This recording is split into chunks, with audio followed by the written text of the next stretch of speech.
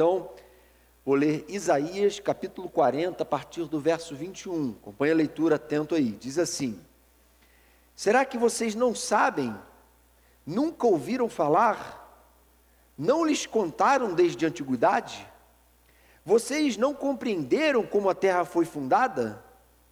Ele se assenta no seu trono acima da cúpula da terra, cujos habitantes são pequenos como gafanhotos. Ele estende os céus como um forro e os arma como uma tenda para neles habitar. Ele aniquila o príncipe e reduz a nada os juízes deste mundo. Mal eles são plantados ou semeados, mal lançam raízes na terra, Deus sopra sobre eles e eles murcham. Um redemoinho os leva como palha. Com quem vocês vão me comparar? Quem se assemelha a mim? Pergunta o santo. Ergam os olhos e olhem para as alturas. Quem criou tudo isso? Aquele que põe em marcha cada estrela do seu exército celestial e a todas chama pelo nome. Tão grande é o seu poder e tão imensa a sua força, que nenhuma delas deixa de comparecer. Porque você reclama, ó Jacó? Porque se queixa, ó Israel? O Senhor não se interessa pela minha situação, o meu Deus não considera a minha causa. Será que você não sabe, nunca ouviu falar? O Senhor é o Deus eterno, o Criador de toda a terra. Ele não se cansa, nem fica exausto. Sua sabedoria é insondável. Ele fortalece o cansado e dá grande vigor ao que está sem forças. Até os jovens se cansam e ficam exaustos, e os moços tropeçam e caem. Mas aqueles que esperam no Senhor renovam as suas forças, voam alto como águias, correm e não ficam exaustos, andam e não se cansam. Amém, irmãos? Revelação maravilhosa do Senhor para nós que vivemos num tempo, vocês sabem, muito difícil. Um tempo em que existe uma crise política muito grave em andamento no nosso país. E essa crise política, ela tem acarretado uma crise econômica. E essa crise econômica tem acarretado uma inflação galopante que a gente já não via há muito tempo. E essa inflação tem afetado o orçamento das famílias. A gente vive uma situação em que o Estado não tem dado conta do avanço da violência nas cidades. Esses dias a gente estava saindo de uma vigília 00:30, uma jovem que estava vindo de carro foi cercada e rendida aqui na frente da igreja. Estamos falando lá da favela, não, lá dos lugares perigosos. Estamos falando aqui da nossa realidade, do nosso bairro. Uma violência que gera uma preocupação enorme no nosso coração. Talvez você não esteja testemunhando isso todo dia na sua vizinhança, mas dirija, e dirigindo você percebe que há uma violência no trânsito o tempo inteiro. A gente se acostumou a ela. Gente estressada, gente cansada, irritada, ao mal-estar social generalizado. Há uma série de tensões, irmãos, por exemplo, também, que estão hoje sendo vividas pela maioria de nós, na vida familiar. Uma cultura que aceita o inaceitável moralmente, uma cultura que banalizou o adultério, uma cultura onde a figura da autoridade paterno-materna foi minada. E hoje você vê filhos que não respeitam a autoridade dos pais, pais que não conseguem impor de forma equilibrada essa autoridade paterna ou materna sobre os filhos. A gente vai analisando tudo isso e tem todos os motivos para a gente se desesperar, para a gente viver cansado, viver esgotado, exausto com tudo isso. Há uma pressão constante sobre nós e a gente vai procurando por todos os meios se livrar delas, não é? A gente contrata segurança, faz seguro do carro, a gente está procurando talvez tomar cuidado com a nossa saúde, porque também é outro problema, uma alimentação muito ruim, que a nossa cultura admitiu. A gente procura dirigir defensivamente, a gente procura fazer uma poupança, colocar algum dinheiro aplicado de alguma forma para a gente se ver livre da possibilidade de uma situação difícil financeira, não é? A gente faz cursos de capacitação para a gente ter uma estabilidade maior no trabalho com o risco de perder o emprego. Então a gente procura de algum modo contornar toda essa crise que está estabelecida. E tudo isso, muitas vezes, gera no nosso coração um estresse, um cansaço. E esse cansaço, muitas vezes, até gera doenças psicossomáticas, não é? Gente que está enfrentando gastrite, dores nas costas, e uma série de fatores que tem, sem dúvida nenhuma, minado a própria qualidade de vida da pessoa. E aí, irmãos, esse texto é um texto que parece que foi escrito hoje, porque é um texto que foi escrito para o povo de Deus, no momento em que eles passavam por lutas e dificuldades também muito grandes. E o propósito de Deus, através de Isaías, era falar assim para o povo: olha, não se esqueçam que vocês não estão sozinhos.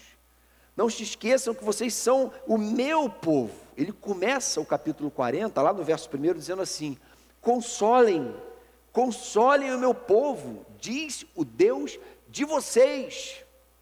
Deus está incitando o profeta a consolar o povo dele, a lembrar o povo dele de que ele não é um povo qualquer, lançado à sua própria sorte, lançado aos seus próprios equívocos, solto, sem governo.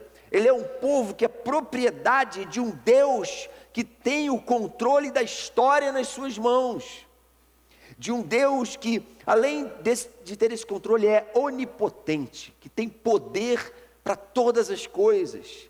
E mais maravilhoso ainda, ele revela que esse Deus, que tem o controle da história nas mãos, que é onipotente, está preocupado individualmente com as crises e conflitos que cada um de nós aqui tem vivido. Amém, irmãos? Esse é o Deus que ele revela. Ontem a Reforma Protestante completou 498 anos.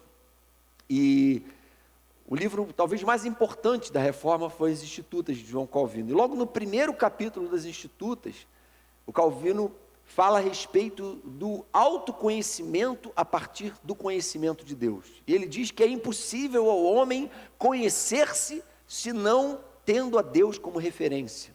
O homem foi criado teorreferente, ou seja, a imagem e semelhança de Deus. Então, enquanto ele só conhecer a si mesmo, ele tem uma imagem muito ruim e distorcida do que Deus criou. Mas quando ele conhece a Deus, e aí ele se situa em toda a história, e aí ele começa a entender a verdade dos fatos. Isso que ele fala. E a verdade é que Isaías faz a mesma coisa nesse texto. Ele não está aqui trazendo soluções imediatistas, prontas, que fossem respostas satisfatórias para os homens. Ele está simplesmente falando para o povo de Israel: olha aqui, olha o Deus que vocês seguem, conheçam o Criador de vocês, porque se vocês conhecerem simplesmente esse Deus, em toda a sua magnitude, em toda a sua sublimidade, grande parte dos medos, das inseguranças, das crises e dos conflitos que vocês vivem, vão ser sanadas. Por isso, vocês precisam conhecer. Ele fala no verso 21, o primeiro verso que a gente leu assim: será que vocês não sabem? Nunca ouviram falar? Não lhes contaram desde a antiguidade? Vocês não compreendem como a terra foi fundada? Será que vocês não estão atentos ao fato de que eu sou Deus? Vocês nunca ouviram falar sobre esse ser que é o Deus de vocês, que marca a identidade e a história de vocês? Qual é a importância desse conhecimento, irmãos? Porque todas as outras fontes de esperança que a gente venha a eleger vão ser temporais, vão ser insuficientes, vão ser esgotáveis. Mas Deus é a nossa fonte inesgotável. O grande problema de a gente se sentir minado, enfraquecido, é que a gente não enxerga Deus como essa fonte, pelo menos não como deveríamos. É que a gente investe pesado em coisas que não podem nos dar segurança. Então, que conhecimentos a respeito de Deus esse texto nos traz? Primeiro conhecimento importante que ele coloca também, logo no início aí, no verso 23, é que o nosso presente e o nosso futuro não dependem dos governantes. Amém? Olha o que ele diz, verso 23. Ele aniquila os príncipes e reduz a nada os juízes desse mundo. Mal eles são plantados ou semeados, mal lançam raízes na terra, Deus sopra sobre eles e eles murcham, um redemoinho os leva como palha. Diante da segurança que Deus nos oferece como aquele que governa como Senhor sobre nós, como Rei dos Reis, irmãos, qualquer esperança que a gente tenha na política e no governo civil é pífia, não é? É inconsistente, não pode ser comparada. Ele está falando isso aqui. Vocês estão acreditando que os governantes, os juízes vão dar conta? Não vão dar conta. Eles, com o sopro, voam como palha. Eles, por si mesmos, não são suficientes. Parece um tanto óbvio falar isso, mas a verdade é que a gente se esquece disso. A gente se esquece tanto que, se você ler a história do povo de Israel, você vê que o povo esquecia com frequência disso. Num dado momento, Deus havia levantado juízes, depois começou a levantar profetas, depois de Moisés, ele levantou juízes, depois profetas, e Deus falava para esses homens e dava diretrizes para o povo através desses homens. Até um dado momento em que chegaram para Samuel, o profeta, e falaram para ele: olha, a gente está cansado de não ter governante, a gente quer ter um rei também, porque todas as outras nações têm reis, são nações poderosas, imponentes, e nós somos só um povo nômade, não é? Que se sente assim meio que vindo de um nomadismo no deserto, e depois no Egito, ali como escravo. A gente quer também ter essa figura do governante. Samuel fala: gente, mas vocês já têm o Senhor deveria bastar para vocês. E aí sabem o que o Senhor fala para Samuel falar para eles? 1 Samuel 8,7, ele diz assim: atenda a tudo que o povo está lhe pedindo. Não foi a você que rejeitaram, foi a mim que rejeitaram como rei. Foi a mim. Deus está falando assim: olha, quando você elege certas circunstâncias, governantes, heróis, como as grandes esperanças da sua vida, você está caindo em idolatria, e é isso que o povo está fazendo. Fala para ele. A gente, com muita facilidade, pode fazer isso sim. Você pode se apegar à sua carreira profissional como se fosse a tua grande segurança. Se apegar a uma relação como se ela fosse a sua grande base forte e segura. Quando, na verdade, o que Deus quer nos ensinar é que Ele é o nosso porto seguro. Ele é a nossa única garantia no meio de um momento crítico como o momento que a gente vive. E a gente tem que aprender a se contentar com Ele, se alegrar com Ele. Isso não é alienação política. A gente tem que ser cidadão consciente, a gente tem que votar conscientemente. A gente tem que cumprir nossos deveres civis. Mas a gente não pode colocar a nossa esperança nessas coisas. Porque nações super desenvolvidas também estão lá vivendo suas mazelas. A gente não pode reduzir os problemas e as crises que a gente vive a uma questão meramente social. A gente tem que entender que isso está dentro do ser humano e o coração precisa se desapegar desses ídolos e falar: Senhor, o Senhor é a minha rocha, como o salmista fazia, o Senhor é o meu porto seguro, o Senhor é a minha garantia. Salmo capítulo 20, verso 7, o salmista diz assim: olha, alguns confiam em carros, outros em cavalos, mas nós confiamos no nome do Senhor, o nosso Deus.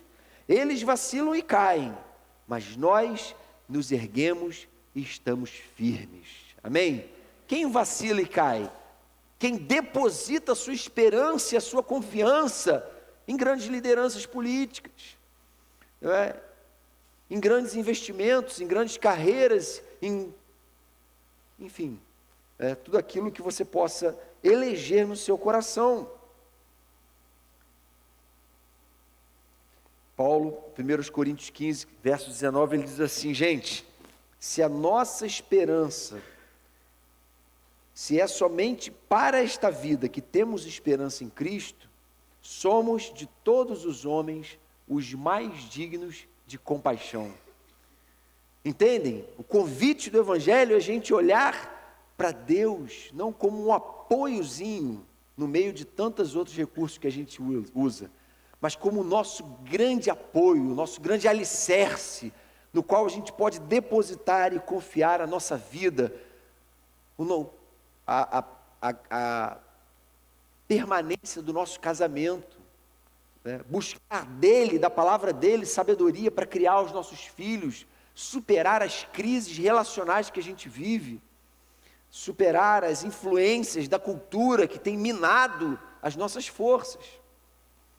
Aplicação aqui desse ponto: Deus não é contra a organização política, mas não podemos colocar nela nossa esperança. Deus não é contra aquilo de bom que possa ser feito por governantes, mas eles não são a nossa esperança. Lembrando do Salmo 121, no verso 1, ele diz assim: levanto os meus olhos para os montes e pergunto, de onde me vem o socorro? Meu socorro vem do Senhor que fez os céus e a terra. Amém, irmãos? A gente tem que ter isso muito claro em mente. Não confiar em carros, em cavalos, não confiar em poderio bélico, não confiar na robustez da economia, da oitava maior economia do mundo, e se gabar dessas coisas, porque elas, como um sopro, podem ser retiradas de nós. Mas o Senhor nos dá uma sensação de segurança, que a gente pode perder tudo isso, e o coração continua em paz. A gente pode passar por turbulências, por crises tremendas, e no meio dessas tempestades, ter uma paz inexplicável no coração, que é a paz de confiar que a minha vida está nas mãos do Senhor. Dele vem o meu socorro. Segunda grande verdade: acredite, Deus está interessado na sua causa. Tem gente que pensa assim: Deus está muito ocupado. Tem gente que faz até piada com isso. Deus está muito ocupado para se preocupar comigo. Mas a palavra do início ao fim revela para nós um Deus preocupado com a nossa causa específica. Verso 27, ele fala assim: por que você reclama, ó Jacó? Por que se queixa, ó Israel? O Senhor não se interessa pela minha situação. O meu Deus não considera a minha causa. Entende como é que a gente se permite esses murmúrios? A gente fica murmurando, fica questionando a Deus, desconfiando do seu cuidado, da sua proteção para conosco. E ele pergunta para a gente: será que você não sabe? Você nunca ouviu que o Senhor é o Deus eterno, Criador de todas as coisas? Será que você está se esquecendo, gente? Porque às vezes com a mente a gente até tudo bem, Jonas, eu sei que Ele é o meu Deus, tá bom. Eu sei que Ele é todo poderoso, tudo bem. Mas na hora de confiar, a gente é tomado por uma ansiedade, por uma sede de controle sobre a nossa vida, que a gente acaba tomando para si o senhorio da nossa vida sem perceber, porque a gente não consegue confiar em Deus. Ansiedade, o que é? Senão essa desconfiança de que Deus está no controle. Tomados por ansiedade, porque a gente quer ter tudo sob o nosso controle, e a gente enlouquece quando percebe que as coisas fugiram do nosso controle. Mas Deus nos convida a aprender a confiar nele. Deus não é essa figura que tem prazer no nosso sofrimento, como muitos pintam, esse Deus sempre pronto a condenar, não é?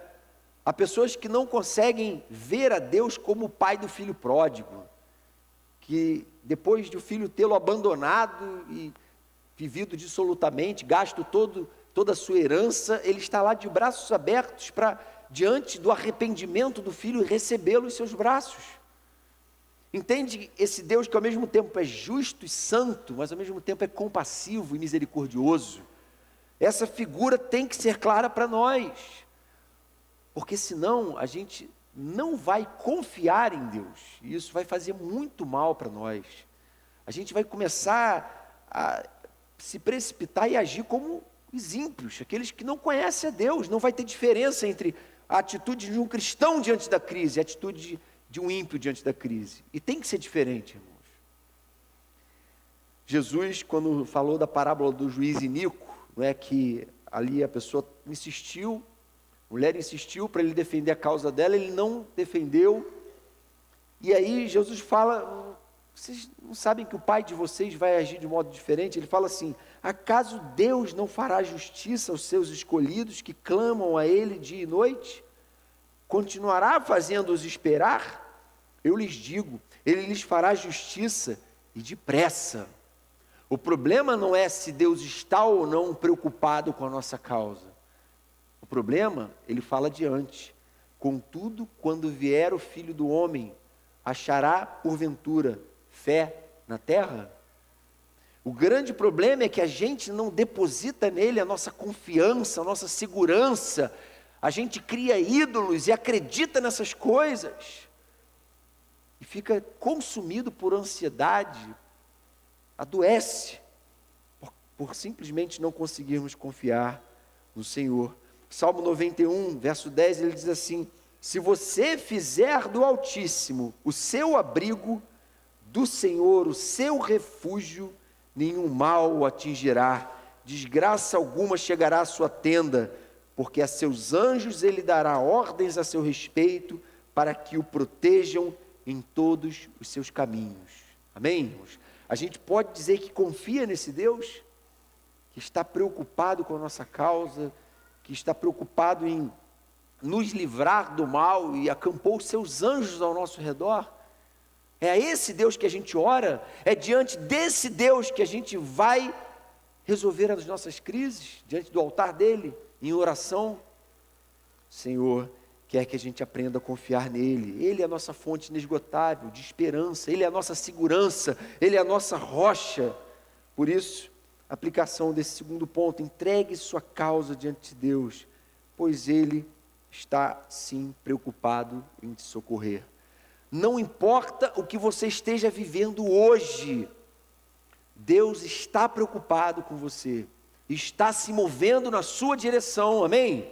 A questão não é essa, a questão é: será que eu estou depositando a minha confiança nele? Será que eu estou sensível a esse movimento dele na minha direção?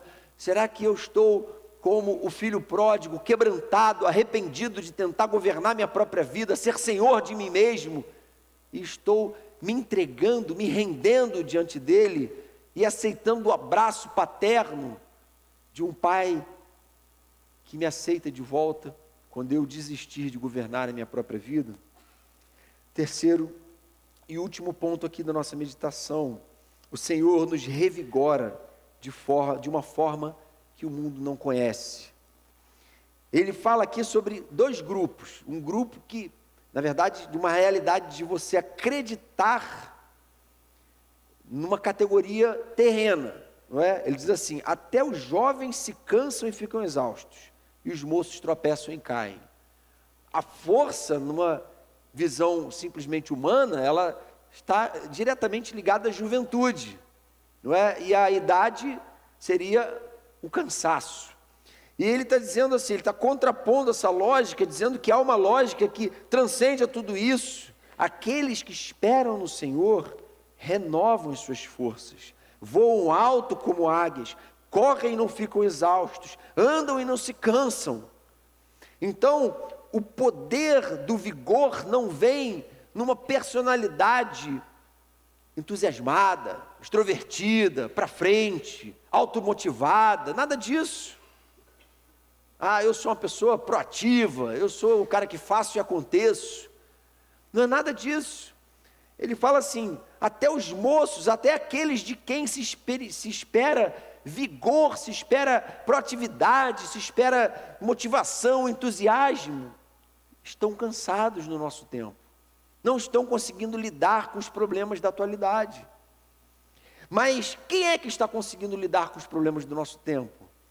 Aqueles que esperam no Senhor, têm nessa fonte inesgotável de força para a vida, encontrado consolo, encontrado esperança, encontrado alegria, quando tudo diz tristeza, guerra, violência, você sente uma paz inexplicável. Ele nos revigora de uma forma que o mundo não conhece. O apóstolo Paulo expressou muito bem isso em 2 Coríntios 4:8, ele diz assim: de todos os lados somos pressionados, vê se você se identifica, mas não desanimados, ficamos perplexos, mas não desesperados, somos perseguidos, mas não abandonados, abatidos, mas não destruídos. Entendem? Ele não diz que a gente está fora desse lugar de sofrimento, de crises, de lutas, de pressões.